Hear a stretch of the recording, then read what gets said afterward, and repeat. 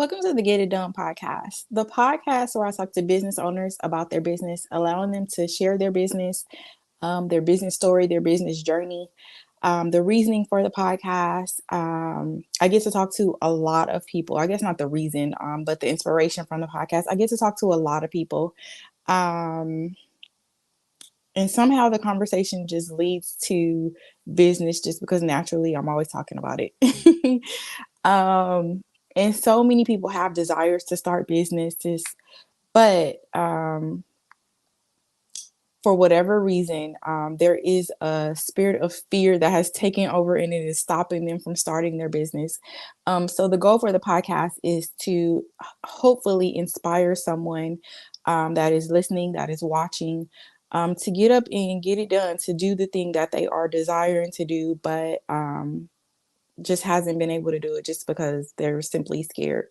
As far as the guests go, I am talking to people that I do not know. I've never met before. Um, so when we go live, I know absolutely nothing about them. For the most part, out of all the guests, I've probably known maybe 5 people, and this is episode 59, I believe. 59 or 60, one or the other. But I'm having the time of my life getting to know these people. Hearing their stories is extremely inspiring for me. I will also add that this episode is sponsored by Matilda's Corner, all natural plant-based skincare services and products, and they're located in LA. Today's guest is here, and I will go ahead and add her to the stage. Hi. Hi. Okay, so is it Dr. Lynda? Is that how I pronounce your name? Yeah, it's Lynda Okay. Namey. Okay. So I will just go ahead and let you introduce yourself and tell us about your business. Okay. So I'm Linda. I own a business called The Light in Me, which it's based on my years of counseling. I have my master's in clinical mental health, and I recently got my doctorate in crisis and trauma counseling. And after I did that, I quit all the work that I had been doing, which of course there's a story, to start this business called The Light in Me, which the general premise is that we all have a light inside of us. So I have a saying that goes along with it. May the light in me shine to the light in you and radiate for the world to see. And that's what my business is about, is helping people unlock that inner light so that we can all become the best versions of ourselves, to share the best version with everyone else. I love that. And what exactly is the business? So I base it on counseling, although I have recently gotten my life coaching certificate as well. I also am a meditation coach. So it's really hard to get rid of the counselor in me after 20+ years. But what I really do is people tend to find me through counseling. But what I do is I have a program that I call the Happiness Shift. And it's just, I say there's 5 ways in 5 days that anyone can choose joy. Nice. I love that. And how long have you been in business? So I just actually started it at the end of last year. So I'm going on month 6 right now. Congratulations. Thank you. Yeah. And when you talk about people being afraid to just do it and just get it done, I really think that there are different things that challenge people to finally take the step. And for me, it was the job I had for 5 years was remote, and they closed the office, or the remote people, and opened an in-office workers. So they kind of said, you can have your job. Back to the office. You have to go to San Francisco. And I live in Alabama. That's not happening. Yeah. Nice. So that just pushed you or catapulted you into what you're doing today? Yes. And it's a dream. So I think I have found with a lot of people that I talk to who do start their own business, there's always this dream or this vision, and it's, you're supposed to do it, but it takes that something. They're finally like, okay, if not now, then when? Right. I love that. So is it just you? Do you have a team or? Just me right now. Nice. Yeah, I mean, I Okay, have so dreams. I've got big, big dreams for where I want to see my business go. I'd really like to reach more people through my public speaking more than one-on-one. I have visions of doing like virtual classes where I can reach, hundreds of people at the same time. And when that happens, then I'm going to need a team. yes, you will. Is that the huge goal? If you can imagine it, is that the biggest goal? Yes, like if I were to say I'm going to manifest something, that's what I want it to be. Yeah, I Nice. am. I mean, I don't say a lot good about myself. When people are like, toot your own horn, I won't until it comes to who I am as a counselor. And that's when I'm like, I'm good. I'm really good. But I'm better as a public speaker and spreading a message. So that is definitely my dream for the business. Nice. Have you started public speaking at all? Um, Here and there. I mean, not like I want to, but it's one of those where I would say to anybody, when you start your business, own who you are. So I've made little changes, like, my website now, the first thing on it says motivational speaker. She's like, I'm preparing, but that's what you really have to do. You You have do. to set it up as if you're in that space already. Yeah. I love that. So how do you find your clientele? Well, it's so far it's been my clientele has found me, which has been really fortunate for me. It's been more of I've used social media quite a bit and word of mouth. So it's really been people finding me, and a lot of networking. I mean, a lot of networking. But like you said, where you're on whatever episode 59 or 60 and you don't know people, a lot of my networkings come through podcasts. Nice. So it's just been fun to meet people. And sometimes I get on podcasts and I'm like, we have nothing in common. What am I doing here? But still, somehow, you get into a conversation and it works. And people have found me through podcasts too. Yep, that's what happens. So as far as, okay, so let's just go back a little bit. So Okay. once they send in the notice, like, okay, the job is no longer available unless you come into the office. So what was the mindset? Were you like, okay, I'm gonna just look for another job, or was it automatic, like, okay, I'm about to go in I business? know I completely freaked out. And then it was my big like I completely freaked out. Like I didn't even see it coming. And then I started, and it was a good job. So then I just started looking for different things. It became very frustrating. And then I would apply for jobs and I would either hear, the classic, you've got too much education and experience, Overqualified. to you're overqualified, to I'd have every qualification to do, let's say, like teaching at a college, but they would say, you don't have any experience teaching.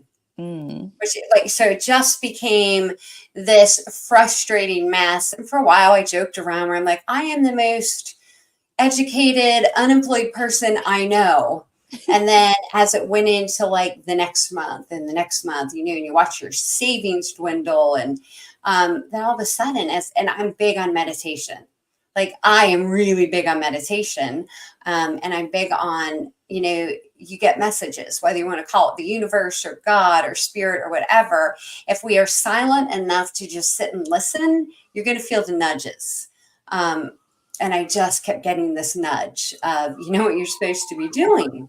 Like I used to, years ago, would speak at different churches and I'd go out and speak on different topics and I loved it. So then I just kept feeling this nudge of, why are you not doing more of it? So it was just one of those that about December, January, I'm like, I got to try this. Like nothing else is working out. Nice. Yeah. And then once you got your first client, like, how was all that? How was it like? It wasn't how I envisioned it. So I walked away from counseling. Oh my goodness, I'd have to think about this. It's been about 7 years now that I quit counseling. I had a heart attack. Uh-oh. And it just became one of those that I realized I am somebody who could never leave it at the office, and I carried everything with me. And I very much got to an unhealthy point of stress.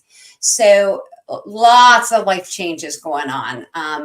But I think what ended up finally happening is I had a heart attack, and I picked up and I moved. I used to live in Pennsylvania. And I just sold everything I owned, jumped in my convertible with my French bulldog, and moved to Alabama and to an Airbnb where I had a temporary 6-month position as a public speaking coach. Told my kids, I will do it and I'll be back. Never went back. But then I completely shifted into a different position. So when I lost it, and the only thing I'm truly qualified to do is be a counselor, I think it's that moment where I was like, I can't go back. I can't go back. But the first couple clients I got, I very much went back because, I started my website, and I'm like, well, I'm a doctor in crisis. I have my doctorate in crisis and trauma counseling. Like, it's what I have to do. So I very much found myself go back for the first couple. And then I was like, I'm not doing this to myself. I'm not doing it again. Yeah. Yeah. One of the first talks I did in public speaking, I did a whole talk on manifestation and meditation. So then it became, I found some clients who wanted me to do meditation coaching. So then it's just kind of transitioned to not so much counseling. Now, I will say, like I tell people, I will be a crisis counselor for one session. So I don't mind being that. It's so hard in mental health. And I feel very passionately about mental health and people getting the care they need. But a lot of times what happens is counselors are booked, especially counselors who take insurance. So if you need someone now, it's not helpful to you if your appointment's not for 6 weeks. Yeah. So I 100% make myself available for those instances where I'm like, I will be your crisis counselor. You can see me 1 or 2 times, but then go somewhere else for your next 20 times. Yeah. Okay.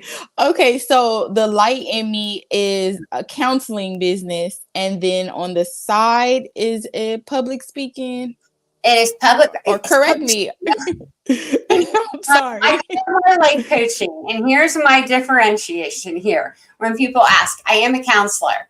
Counseling very much, when you're trained as a counselor, you're trained to say, let's go back and let's tear it all apart and talk about, your birth, your family, tell me how you grew up. And it's looking at all of those things to try to figure out why you are where you are. Where life coaching, which is more what I'm trying to do, is to say, let's accept where you are, because we can't change how you got here. So let's just accept your reality as it is and figure out where do you want to go next. So I try very hard to no longer go back to, so tell me how you were raised. Yeah. If people come in and they want to, fine, we'll talk about it. But I just keep, as a life coach, I am urging people to look at where you are and tell me where you want to be, because we're going to get you there. Okay. So it's kind of like you have to find that boundary of the two of the roles. Right. And not switch over after, I guess, the first or second session. Okay, I get it. Yeah. So far, what would you say that you're most proud of with your business? Well, I'm proud that I started it anyway. And it's hard. It's really, really, really hard to do that.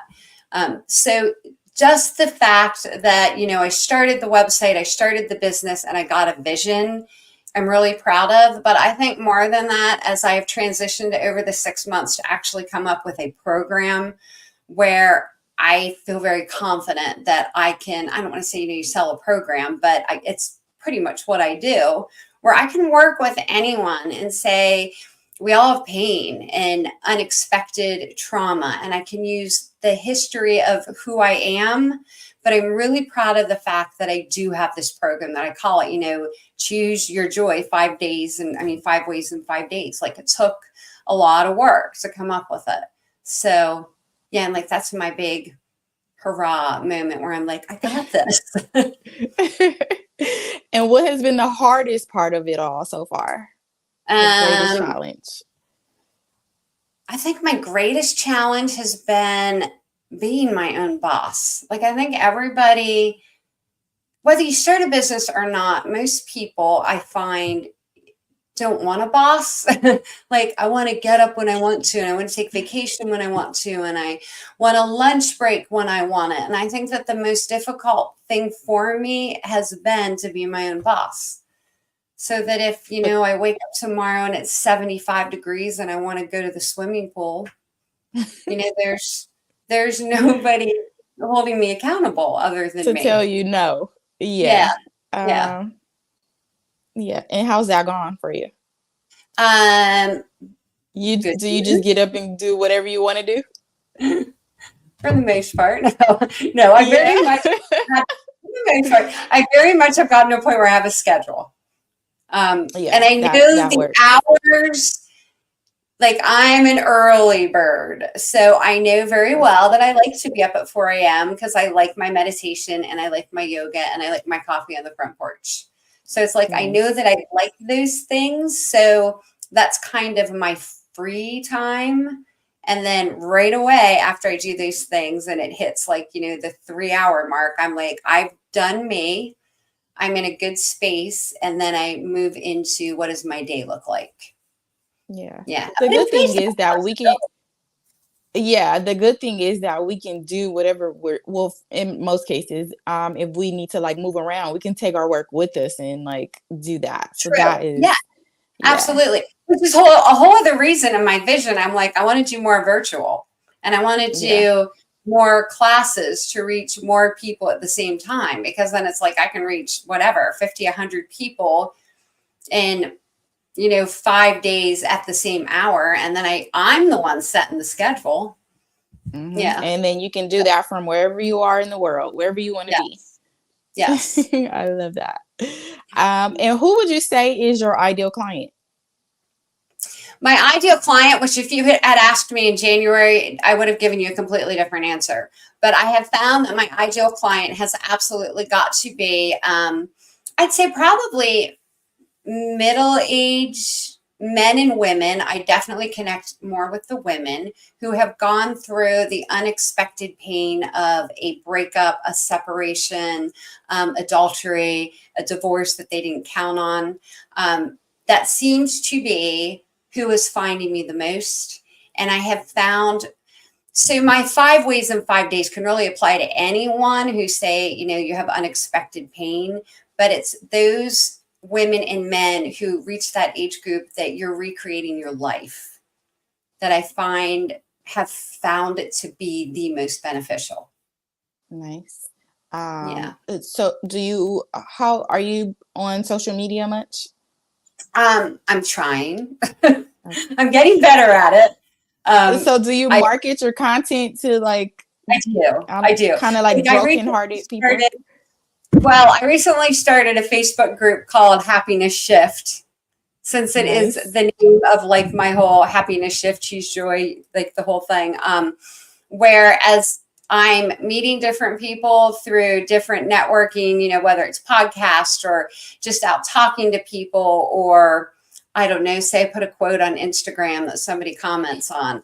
I've started to reach out to people more and be like, join my group. I think you'd be a great fit for my group. Yeah. Nice. A little funny side note, I started joining like divorced women groups thinking, I've got a great message. I'm divorced. I've been through it. And half of them were like divorced women looking for rich men. And I'm like, not that it's a bad idea, but not sure it's the clientele that I'm actually trying to reach. How funny. That is Yeah. hilarious. Is there anything you wish you had known prior to starting your business about business? I mean, you knew that. It's a learning curve. I think that the biggest thing that I wish that I had known would be more anybody who's listening, who's like on the fence about starting. I think I would say start it now. Don't wait till you've lost your job and you have to do it. Because when you come at it from a place of desperation, I don't know that you'll be as successful as if you've planned it. So for me, I mean, I came at it with no income and it had to work. So a lot of panic and a lot of trial and error that if I had known, like if I had decided a year ago while I was working and had that luxury of a job paying my bills, I could have taken my time and come up with things like my clientele, who's my clientele? Who am I speaking to? Who do I want to market to? How am I going to do this? Do I want to have a program? All of that would have been figured out. So that would be my biggest message to anyone listening. Like if you're thinking, should I or shouldn't I, do it while you have an income. Yeah. Like, don't wait. It feels better, I would assume.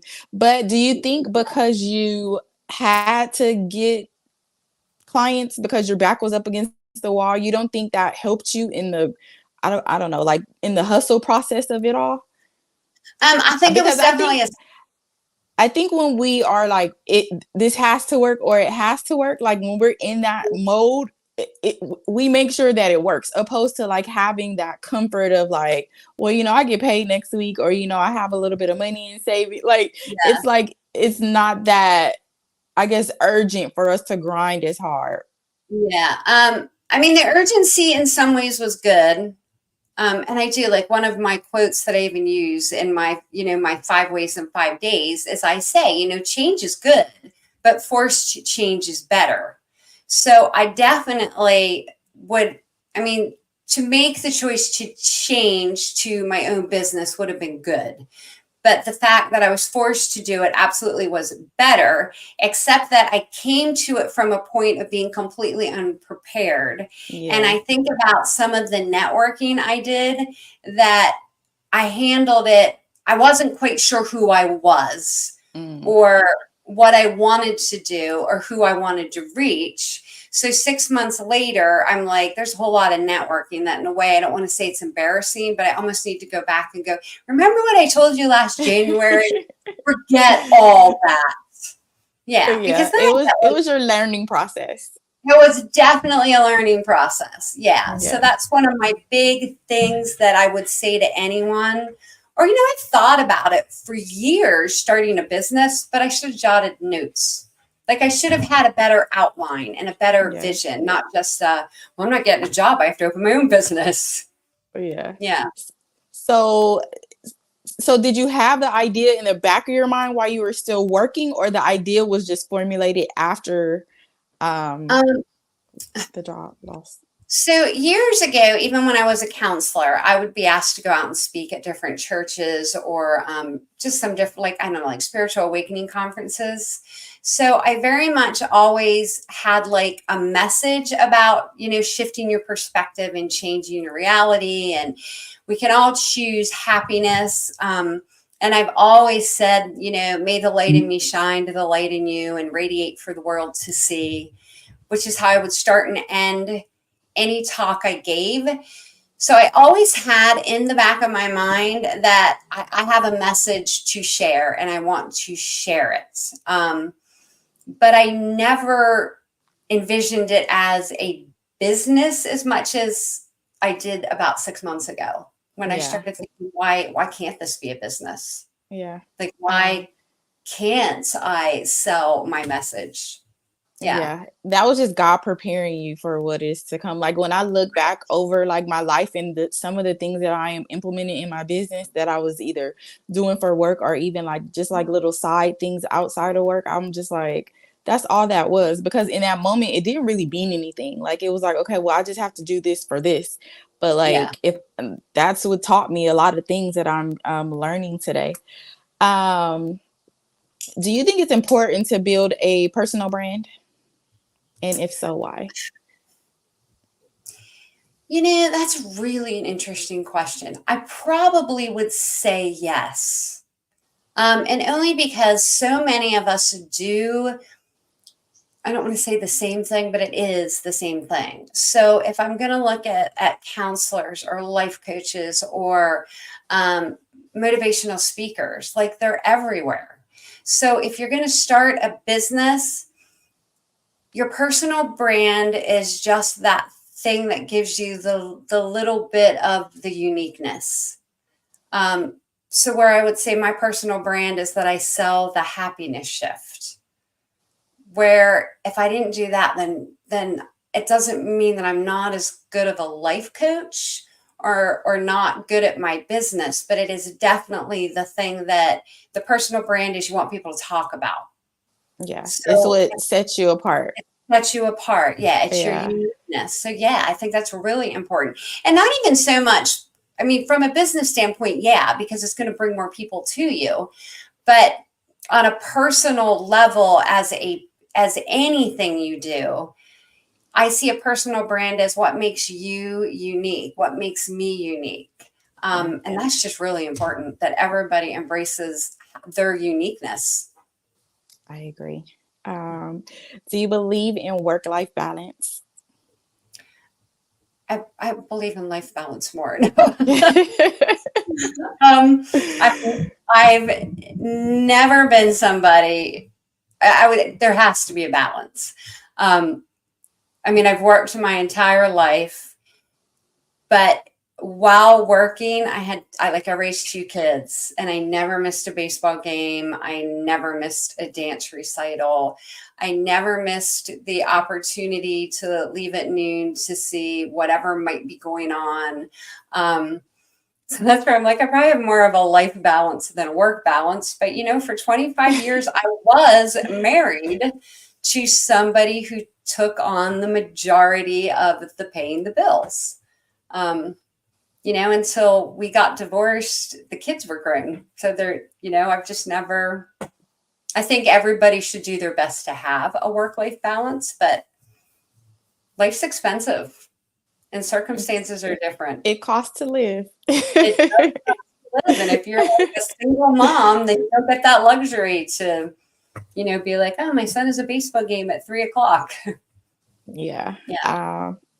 One thing that you've always wanted to do, but you just haven't for whatever reason, either personal or business, either or.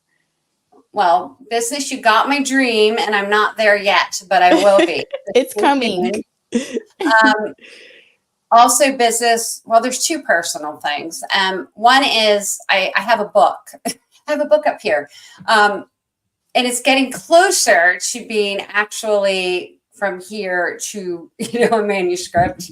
I want it done, but it still is all based on the whole happiness shift.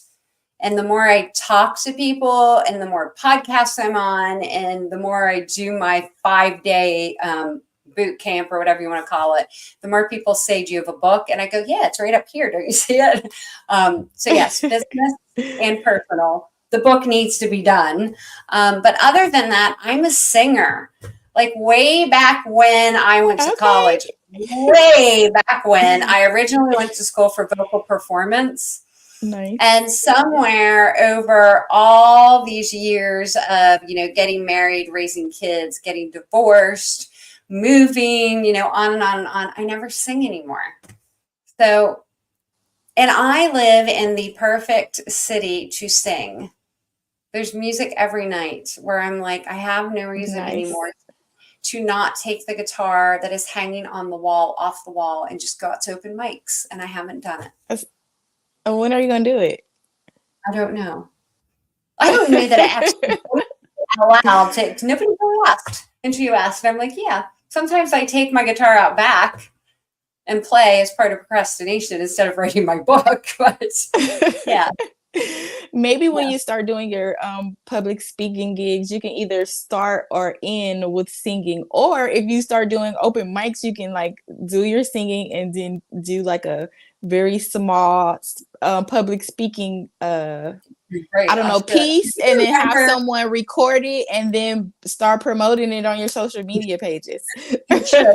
Years ago, I did a sermon called Let It Be, and I did start by singing Let It Be. See? Yeah, I don't know what they thought, but yeah. So you're on to something. Maybe my podcast someday when I start a podcast, well, somehow every time I start it, I'll start with a different song. Yes, it can be your intro, or you can create a song specifically for your intro and sing it. I just change it every time. Yes. What would you say most people think about you, but it just isn't true, if there's anything? Oh, probably the fact that, and I would imagine it's the same for a lot of it, that I'm always happy. I mean, if I'm going to go out, I'm going to talk about the happiness shift. Like people think, that I'm always happy. So it makes times. So I have in my business what I call this whiteboard analogy, where I say everybody has this vision of where your life's going to be. So if you picture this whiteboard, you draw a picture for whatever it is, like a quick example would be, I would have said, I'm going to marry my college sweetheart. We're going to have 2 kids. We're going to raise our kids, have grandchildren, and you go on and on and on. And then something comes and erases your whiteboard. Like I got divorced and then your whiteboard's blank. And then it's that, but it can be like when I lost my job, where it's not what you envisioned and it's blank. So what do you do with it? And I'm the one who goes out and I talk to people about how, you look at that situation and you get to choose happy. So I think that a misconception is because I talk about it, that I'm always happy or I'm always in a good mood. And like I say to people, I can talk about it. I have the tools that I can teach you, but that doesn't mean I don't have a bad day. It's one of those where I say, nobody checks on the checker, but sometimes it's the checker who needs somebody to be like, are you okay? And it has to be okay for us to go, no, I'm not. Yeah. But that would be like, I would imagine that's how the tools were created. Like you would have to be unhappy to create tools to choose happiness. Yeah. Mm-hmm. So what motivates you? Oh, that changes on a daily basis. I mean, a lot of times you got to pay bills. So that's definitely a motivation. Other times I would say it's my French bulldog. She's my world. She's just the sweetest thing. So if I'm having a really down day, I look at her and I'm like, okay, Rue, we got to figure this out. But I think more than that, like I said before, I'm big on meditation, and I feel when I take that time to just be silent and sit and be present, I get that motivation from the nudges of something that's bigger than you or me or anything that we can really imagine. And it's always that feeling of you keep going because you can make a difference. And if it's only one person I touch and that one person touches someone, it's the ripple effect. It's that light that you just keep spreading. I love that. One thing that you would say you are absolutely unbeatable at? Oh my. Poker? Yes. Nice. I'm like, let me think about that. I really don't know. That's a good one though. Like, I can count cards. I don't know. Yeah, that's a great question. Okay. Well, Dr. Lynda, it has been a pleasure talking to you. Is there anything that we did not go over that you'd like to share? Any questions? Any no, I would just say anytime I'm on a podcast, because you know how it is now, like conversations go all over. And I just say if anybody has heard this and wants to know more about either my business or something I've said, just get on my website. I have a little contact form in there, and I'm always happy to email people or do a quick phone conversation. I love that. Final question. The goal for the podcast is to hopefully inspire someone that is scared to get up and do the thing. So to the girl or the guy that's just simply scared to do whatever idea it is, do you have any advice for him or her? Well, I mean, like I said with the business, just do it. You do it. You'll have no regrets with trying. But my only other advice would be, and I said it earlier, change is good, but forced change is better. I love that. Well, thank you so very much. Once I get everything all together, I will send you all the links for this episode, and what time is it there? Oh, 9 or it's late. 10? It's 9 here. Yeah. Okay, I'm in, 2 hour difference. I'm in yeah. California. Okay, well, you have a good night, and I will talk to you soon. Okay. Thanks so much. It was fun. Thank you. All right. Episode 60. I'm still enjoying talking to people about their businesses. This situation, she had to figure it out. And this is what we do by either choice or by force. We just have to figure things out as business owners. She's still here 6 months later, at it. She's still excited about what she's doing. Sometimes the hard situations or the situations that completely change or turn our lives around, they just turn out to be the God's greatest blessings. Um, if you are a business owner, and you'd like to share your story, I would love to talk to you. Either message me on whatever platform you are watching this on, or text me 310-908-0468. If you are a male business owner, where are you? Like, I would love to talk to you as well. I'm talking to, out of 60 episodes, I think I've talked to 2 or 3 men. So like, we need some male energy on this podcast. If I don't know what I was about to say, but don't forget to thank God for your blessings. Don't forget to say your prayers, and don't forget to take care of your skin. I will be back next week. Bye.